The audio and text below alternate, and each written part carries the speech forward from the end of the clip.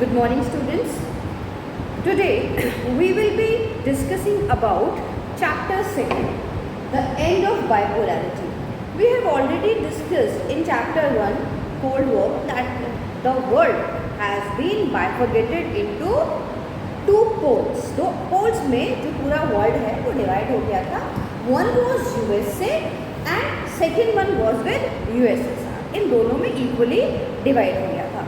Now, in that sequence only, we will proceeding up with chapter 2. In chapter 2, the important points are, what is Soviet system? क्या था Soviet system, जिस USSR, जिसकी हम बात करते हैं, what was that? Secondly, we will be discussing why did USSR disintegrated? इतना बड़ा empire, इतनी बड़ी world power क्यों disintegrate हो गया? उसके reasons क्या क्या रहे disintegrate होने के? Then we will be discussing the consequences. Result क्या क्या रहे? USSR के disintegrate हो जाने के results किस किस पर क्या क्या पड़े? Then we will discuss about shock therapy. Consequences of shock therapy क्या हुई? Post regime communist countries का क्या हुआ? कैसे USSR disintegrate होने के बाद इतने टुकड़ों में कैसे बच गया? क्या टेंशन और कॉन्फ्लिक्ट थी उस पूरे एरा में? कौन कौन से मेजर टेंशन और कॉन्फ्लिक्ट थी जो कि चल रही थी? और इंडिया के रिलेशनशिप कैसे रहे किसके साथ? USSR के साथ, as well as post communist countries के साथ हमारे रिलेशनशिप जो है वो कैसे रहे? So let us begin up with what is Soviet system. देखो, इन 1970 में एक बहुत बड़ा इवेंट हुआ. इवेंट कहना ज़्यादा ठीक होगा.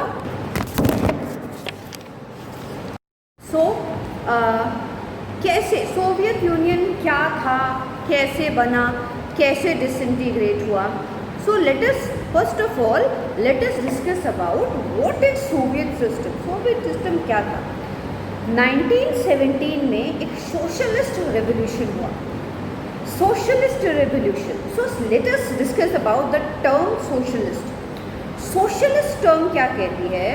Socialist term कहती है a region where nothing personal exists. No personal property, no personal पैसा, nothing personal. You give your everything to the government and after that it is government's responsibility to take care of your needs, to give you everything.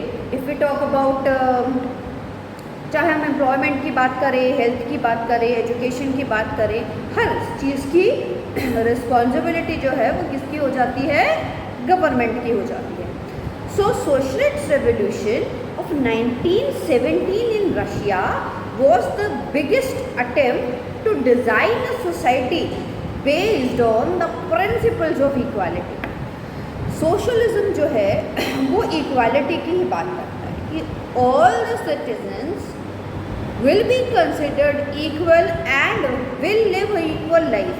क्योंकि सभी की जो desires हैं, ज़रूरतें हैं, वो सब गवर्नमेंट पूरी करेगी equally. Abolition of private things 100%. कहीं कोई एग्जिस्टेंस ही नहीं होगा प्राइवेटाइजेशन का.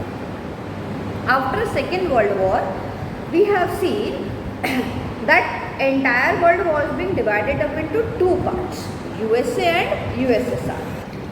USSR was following the policy of communism and socialism, whereas USA was following the policy of democracy and privatization, है ना. अब after the second world war जो ईस्ट यूरोपियन कंट्रीज थे हमारे, जो east European countries that the Soviet army had liberated from the fascist force, ये सारे आ गए under control of USSR and socialism. अब वर्सोवा पैक्ट के थ्रू ईस्टर्न यूरोपियन कंट्रीज जो हैं उन्होंने USSR के साथ मिलकर अलायंस बनाया, जिसको हम ईस्टर्न अलायंस एंड ऑल के नाम से भी जानते हैं.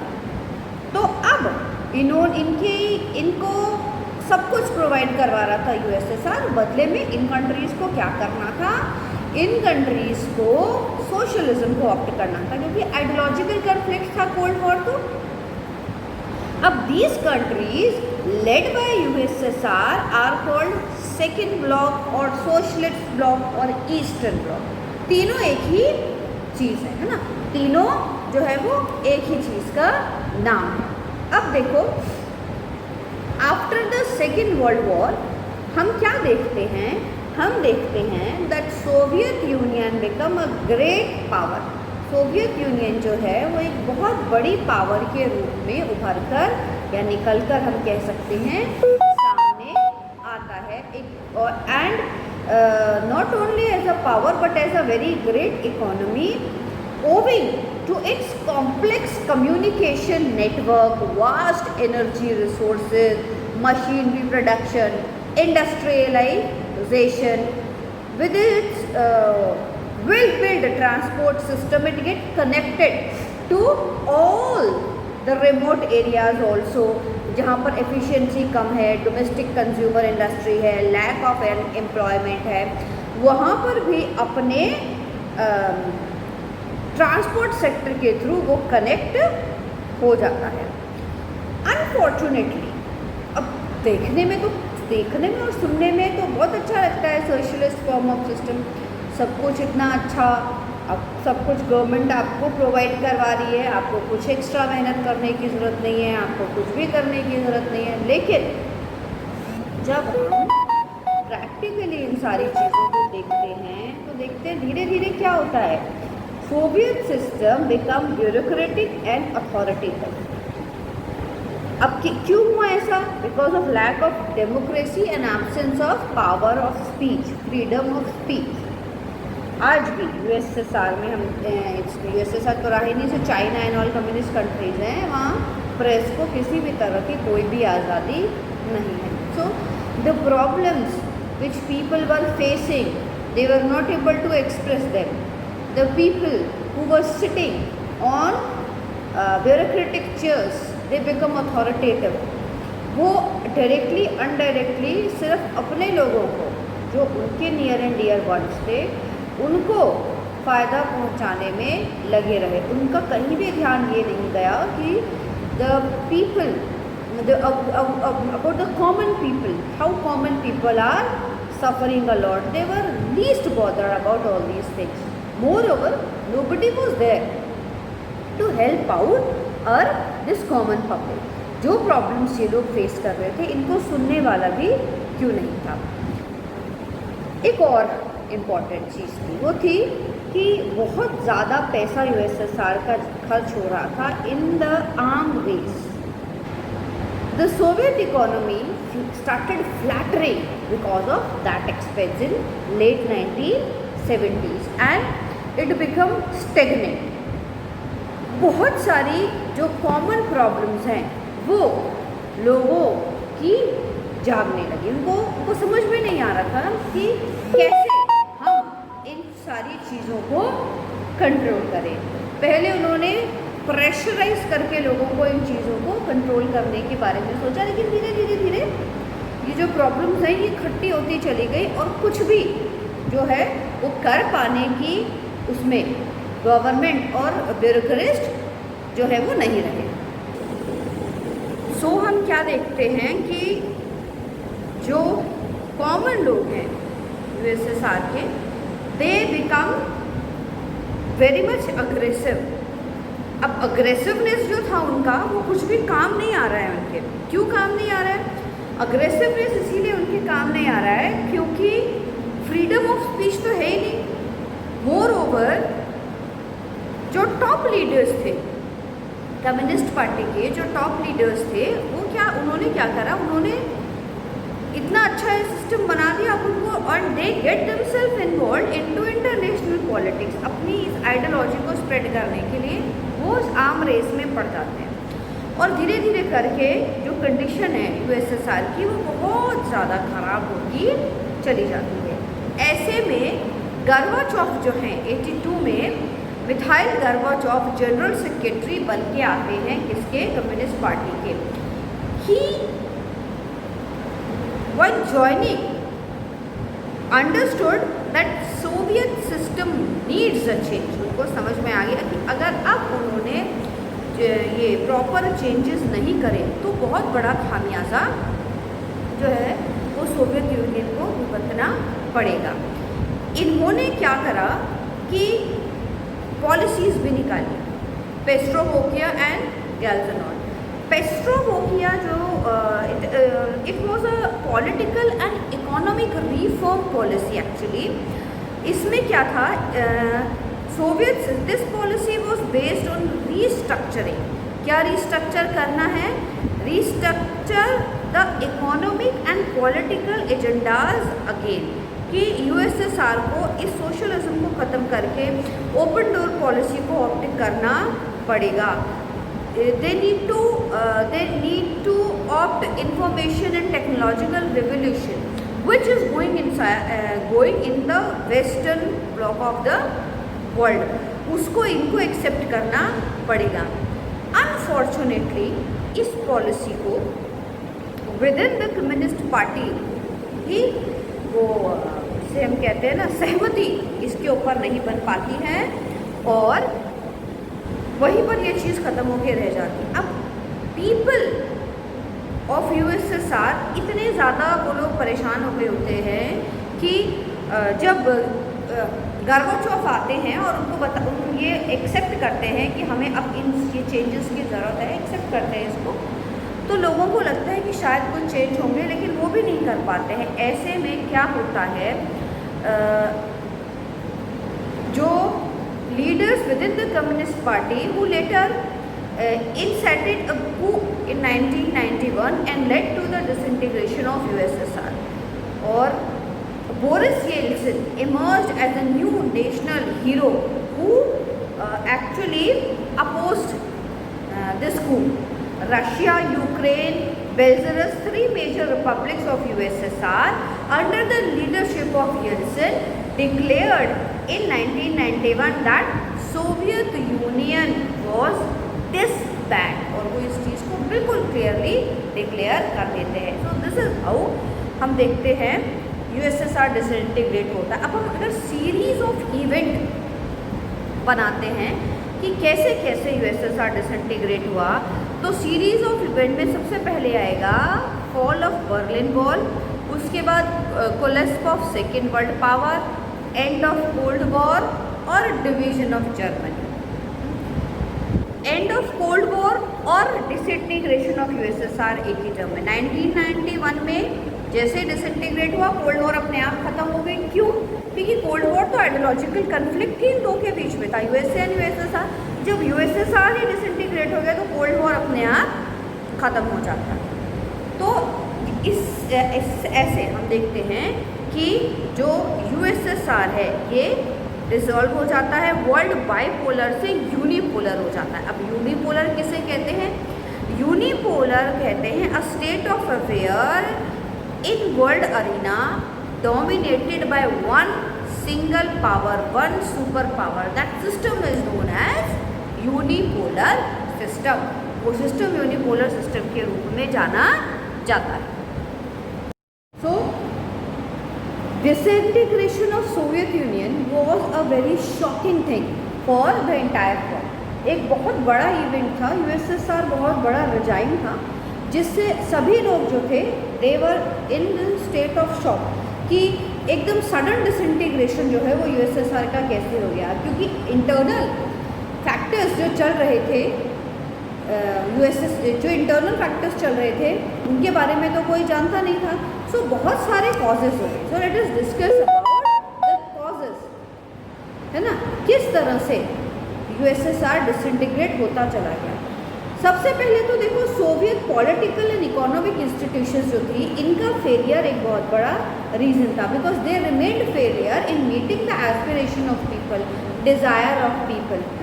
ये एक बहुत बड़ा रीज़न रहा। इकोनॉमिक स्टैग्नेशन जो आ गई वहाँ पर, वो एक बहुत बड़ा रीज़न रहा। और वो जो स्टैग्नेशन है that not only remain for 1 or 2 or 3 years, है ना, बहुत लंबे टाइम तक हम देखते हैं कि ये जो स्टैग्नेशन है ये बहुत लंबे टाइम तक रही। अब इतने लंबे टाइम तक स्टैग्नेशन रहने का मतलब है इकोनॉमी की कंडीशन बिल्कुल खराब हो गई है ना। For many years even they were not able to serve consumer goods, shortage आ गई, डे टू डे जो सिस्टम है उस इस्तेमाल में करने वाली चीज़ें उसमें आ गई। Weak economic system, stagnant economic system, political administrative failure रहा उनका। गर्बोचोव आए, वो रिफॉर्म पॉलिसीज़ के साथ आए, लेकिन वो विद इन द पार्टी कुछ नहीं कर पाए। एक और बहुत इंपॉर्टेंट रीज़न रहा rise of nationalism. Rise of nationalism कैसे रहा? 15 जो कंट्रीज़ हैं इन्होंने मिलकर सोवियत यूनियन बनाया, लेकिन व्हाट वी सी डोमिनेंस हर जगह रशिया का ही रहा।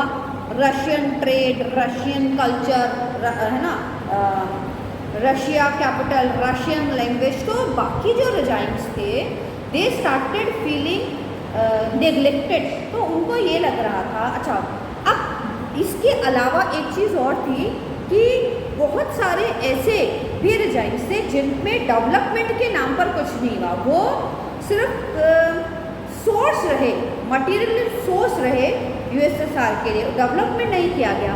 तो उन लोगों की जो सोजनिटी एंड ऑल है उसकी फीलिंग्स जो है वो ज़्यादा जा गई, वो भी एक रीज़न बना यूएसएसआर के डिसइंटीग्रेशन का।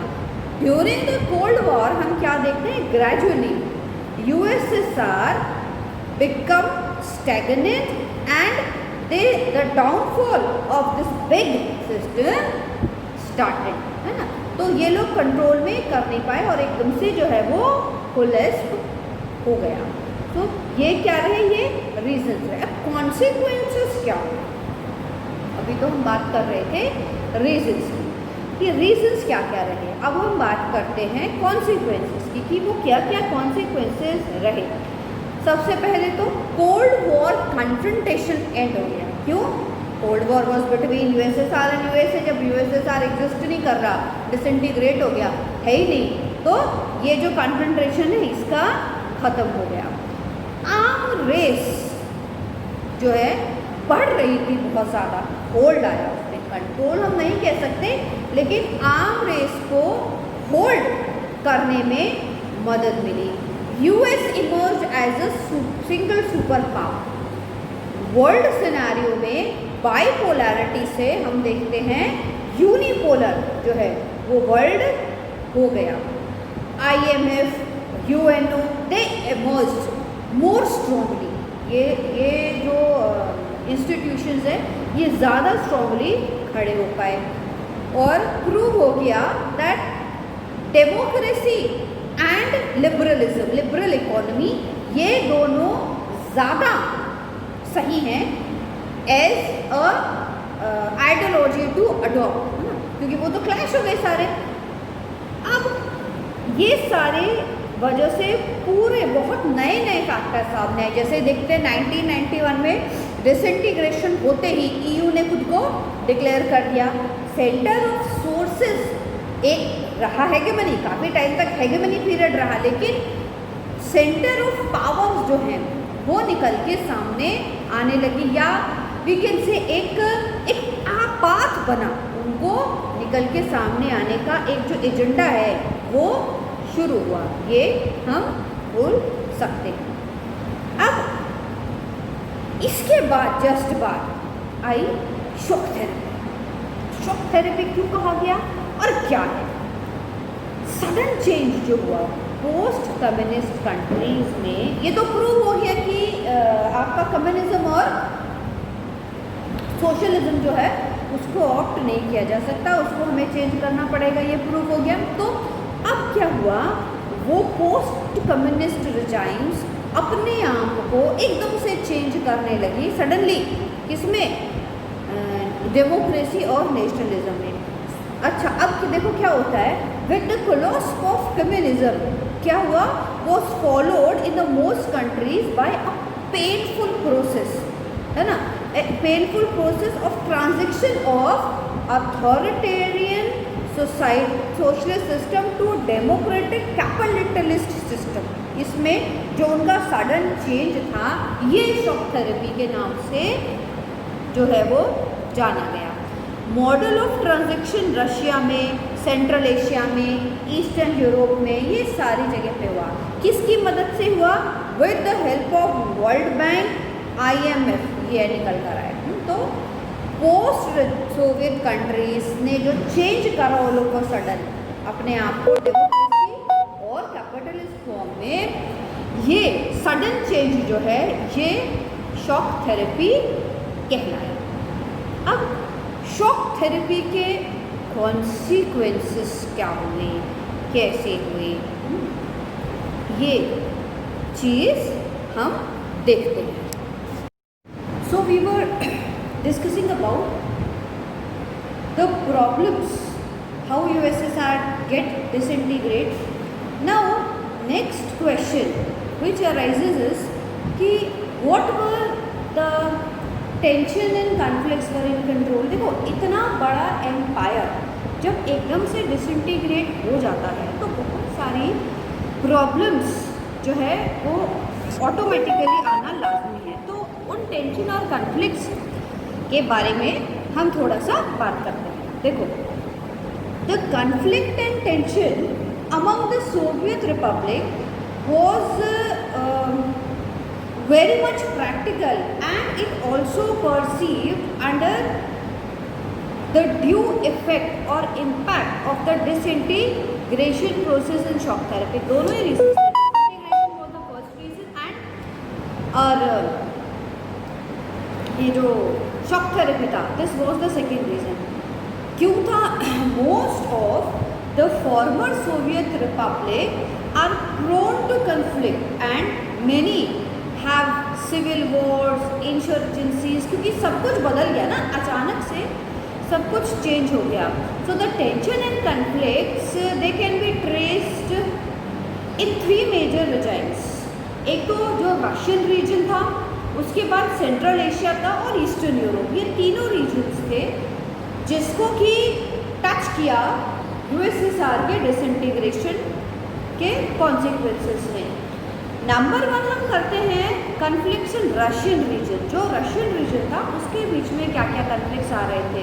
देखो, in Russia 2 republics, Chechnya and Dagestan, they have had violent secessionist movement, क्योंकि people were not clear, were not aware कि अब आगे क्या होने वाला है। Moscow tried it best to curb the movement through strong methods including discriminating, military, bombing and many more, but they failed to check it or to deter or to control the aspirations of independence। कोशिश की Russia ने कि बहुत सारे इलाके हमारे जो हैं वो हमें छोड़ के ना जाए, जो हमारे साथ ही रहें, लेकिन प्रैक्टिकली वो चाह के भी, मतलब हम कहेंगे चाह के भी ये इसको कर नहीं पाए। एक तो रशिया के प्रति वीकेंड से एक नफरत सी लोगों को थी, नफरत भी नहीं, गुस्सा, एंगर कहना ज़्यादा ठीक होगा, because when they were the part of USSR at that time, Russia dominated them very nicely। USSR का रिफ्लेक्शन या मिरर में सिर्फ हमें रशिया दिखाई देता था, तो ये गुस्सा लोगों में, फीलिंग ऑफ पैट्रियोटिज्म की हम बात कर रहे थे, वो बहुत ज़्यादा आ गया था। दूसरा, हम जो है एशियन रीजन में कन्फ्लिक्ट के रीजन क्या क्या हुए, देखो। With the beginning of 21st century most of the Russian economy started reviving. Gradual एकदम से स्टार्टेड हो गया था, लेकिन ग्रेजुअली धीरे धीरे वो इकोनॉमीज जो है वो रिवाइव होने लगी, ठीक होने लगी। तो अब इससे क्या हुआ, लगभग 10 साल रशियन इकोनॉमीज को रिवाइव होने के लिए लगभग 10 साल का जो टाइम है वो लग गया। अब reasons of the revival of most of the economies were export of natural resources. Russia जो है उस वक्त का USSR जो हम कहेंगे वो क्या था, that was full of natural resources. अब उनको एक्सपोर्ट करने की वजह से जो है धीरे धीरे ये जो पोस्ट कम्युनिस्ट रिजाइम्स हैं यूएसएसआर के ये लोग कंट्रोल में, इनकी इकोनॉमी जो है वो कंट्रोल में आती चली गई। इसमें उज़्बेकिस्तान, तुर्कमेनिस्तान, कजाकिस्तान, रशिया, ये सारे मेजर गैस प्रोड्यूसर्स थे, तो इन्होंने उस तरह से अपनी इकोनॉमी को कंट्रोल किया। Other countries have gained because of the pipelines that carries there territories for which they get rent. बाकी जो थी ये गैस पाइपलाइंस जो बिछी हुई थी उनकी टेरिटरीज में उसका रेंट ले रहे थे ये लोग, तो उससे इनकी इकोनॉमी जो है वो रिवाइव हो गई। Besides we can say that some amount of manufacturing had restarted through economic properties of Russia and other regimes. ये जो है ये और बढ़ती चली गई। तो ये सारे रीजन्स रहे जिसकी वजह से ग्रेजुअली उनकी इकोनॉमी जो है वो बढ़ती चली गई। अब ऐसा नहीं है कि सब बढ़िया ही होता चला गया, बहुत जगह सेंट्रल एशिया में बहुत जगह हम देखते हैं ये भी कन्फ्लिक्ट्स भी हुए सेंट्रल एशिया में बहुत ज़्यादा। ईस्टर्न यूरोप को ले लो ना, उधर बहुत ज़्यादा कन्फ्लिक्ट भी हुए। कैसे? In Central Asia Tajikistan it witness the civil war event for 10 years, 10 साल तक कंट्री के अंदर सिविल वॉर चलती रही। The regime as a whole has many secret conflicts also in Azerbaijan province देखते हैं हम, नार्कमा और क्रुबा, देर आर और कुछ लोकल आर्मेनियन ट्राइब, इन लोगों का सेपरेटिज्म का जो है वो प्रॉब्लम चलता रहा।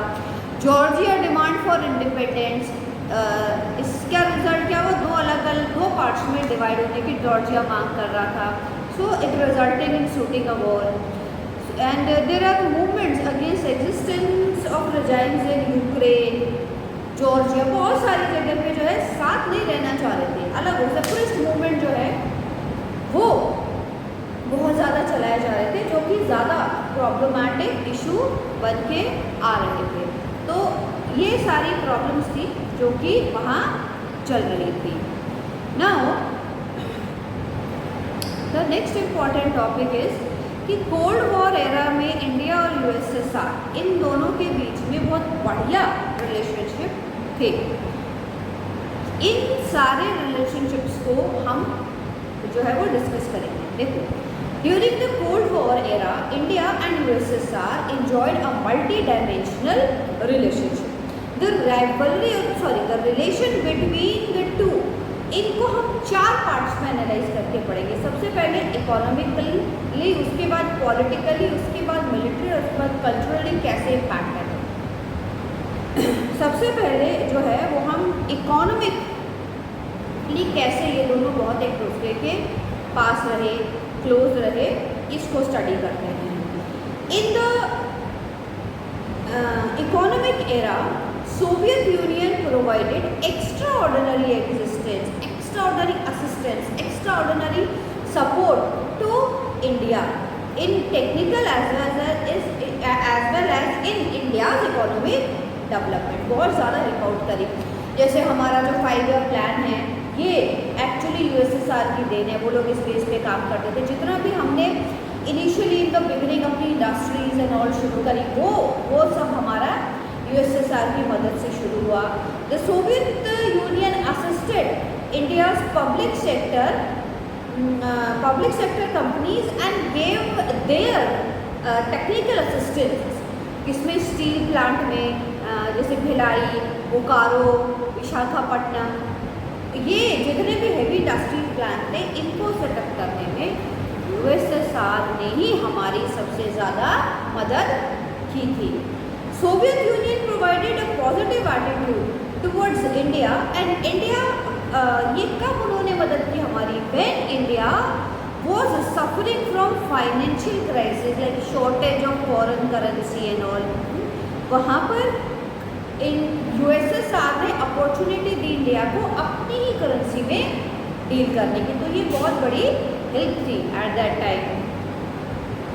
पॉलिटिकल सिनेरियो पे जब हम इंडिया और यूएसएसआर के रिलेशनशिप जो है इनको एनालाइज करते हैं तो हम देखते हैं कि in political sphere Soviet Union ने supported India's position on Kashmir issue. हमेशा जब भी कश्मीर की प्रॉब्लम को यूएन में उठाया गया, यूएसएसआर ने हमेशा जो है वो इंडिया को सपोर्ट किया। देखो उस वक्त जो कंडीशंस थी वो कंडीशंस ये थी कि नाटो का मेंबर था पाकिस्तान, तो हालांकि यूएस से हमारी कोई दुश्मनी नहीं थी, लेकिन क्योंकि यूएसए को पैर जमाने के लिए कोई ना कोई जगह चाहिए थी एशिया में, और वो जगह उसको पाकिस्तान ने दे दी, तो पाकिस्तान का सपोर्ट तो वो करेगा ही। ऐसे में यूएन में हमेशा यूएसएसआर ने हमारा सपोर्ट किया। Even it also supported India during the war with China in 1962 and with Pakistan in 1971। Bangladesh issue जब हुआ था, जब क्योंकि नाटो का मेंबर है तो यूएसए ने अपनी सेना भेज दी थी पाकिस्तान को कंट्रोल करने के लिए, लेकिन उस पाकिस्तानी नेवी को यूएसएसआर की नेवी ने बीच में ही रोक दिया। और जिससे पहले कि कुछ और होता है, बांग्लादेश को as an independent nation declare कर दिया इंडिया ने। तो ये बहुत, उसकी वजह से इंडिया के इंटरनेशनल लेवल पर इम्पोर्टेंस जो है वो बहुत ज़्यादा बढ़ गई थी। तो this is how we see, हर जगह पर उसने हमें सपोर्ट किया। To reciprocate India to support Soviet foreign policy in some like it was in some crucial but indirect way. हर जगह ऐसा नहीं है डायरेक्टली आके उसने हमें सपोर्ट कर दी, इनडायरेक्टली भी बहुत सपोर्ट हमको मिला। मिलिट्री वाइज हम देखते हैं तो in military sphere also India get a very friendly support from Soviet Union. It receive most of its military hardware from Soviet Union and got the technological help also कि regarding all the military spheres. Military किस तरह से हर पूरी buildup करने में, Indian military को पूरा buildup करने में, पूरा सेटअप करने में पूरी मदद जो है वो यूएसएसआर ने हमारी एज अ नेशन करी थी। नाउ कल्चरली फॉर्म पर हम देखते हैं तो Indian Soviet union they had a cultural tie for the promotion and to enrichment of Indian culture. Like Hindi movies हैं, हिंदी मूवीज़ जो है वो वहाँ बहुत ज़्यादा देखी जाती हैं, इंडियन सॉन्ग्स बहुत सुने जाते हैं वहाँ पे। आज भी आप जब वहाँ जाके देखोगे रशिया में, तो हर गली में आपको इंडियन गानों की शॉप वगैरह इस तरह से मिलेगी। वहाँ इवन राज कपूर, अमिताभ बच्चन, इन लोगों को सब कोई जानता है ना, वहाँ पे बहुत ज़्यादा। और ये खाली उसमें नहीं है, रशिया में नहीं है, बहुत सारी पोस्ट यूएसएसआर कंट्रीज़ हैं जिनसे हमारे बहुत अच्छे रिलेशंस हैं। Like beside Hindi movies, spirituality, Indian spirituality, Hinduism, इसका बहुत ज़्यादा स्प्रेड वहाँ पे हुआ है। इंडिया का ISKCON, international society of Krishna consciousness के सबसे ज़्यादा टेम्पल्स वहाँ पे बने हुए हैं, सबसे ज़्यादा फॉलोवर्स वहाँ पर हैं ना। सो हर स्टूडेंट एक्सचेंज प्रोग्राम भी हम लोगों के यहाँ पर बहुत ज़्यादा होते हैं। अब to sum up we can say that India and Russia they have harmonious relationship, और हर जगह पर दोनों यूएसएसआर, पहले यूएसएसआर, उसके बाद में सक्सेस हुआ रशिया, नॉट ओनली रशिया, लगभग सारी पोस्ट रजाइंस जो है, जो यूनियन से अलग हुए उनसे, उन सभी के साथ जो हमारे रिलेशनशिप है वो बहुत ही हार्मोनियस है। किसी के साथ भी कोई लड़ाई झगड़ा, मतलब ऐसा कुछ भी हम लोगों का नहीं है। तो बहुत ही बढ़िया रिलेशनशिप जो है वो हम उनके साथ है हमारे बने हुए हैं, जो कि इंटरनेशनल लेवल पर भी हमें सपोर्ट करते हैं।